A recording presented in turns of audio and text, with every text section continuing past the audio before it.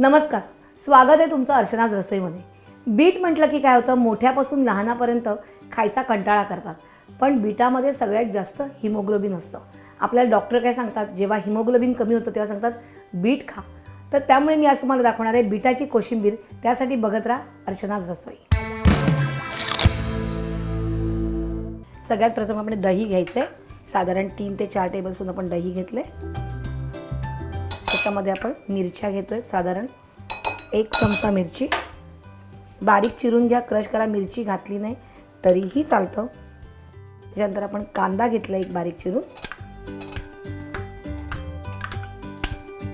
त्यानंतर मीठ चवीप्रमाणे, कोथिंबीर आणि हे व्यवस्थित सगळं मिक्स करून घ्यायचं आहे, कारण दही व्यवस्थित त्या कांद्याला वगैरे लागलं पाहिजे. हे मिक्स झालं की मग ह्याच्यामध्ये आपण बीट घेतलेले 2 उकडून सालं काढून बारीक चिरले ते घालणार आहोत आणि हे पण मिक्स करणार आहोत. दही, बीटरूट, उकडलेलं बीट घेतलेलं, त्याचे सालं काढलेत बारीक तुकडे, 1 मिरची आहे, कोथिंबीर, मीठ. जर तुम्ही ह्यात साखर घातली तरीही चालेल, नाही घातली तरीही खूप छान लागतं. आणि आपली ही उकडलेल्या बीटाची कोशिंबीर तयार आहे. आपण हे डिशमध्ये काढून घेऊया. त्यावर थोडीशी कोथिंबीर. बीटाची कोशिंबीर तयार आहे.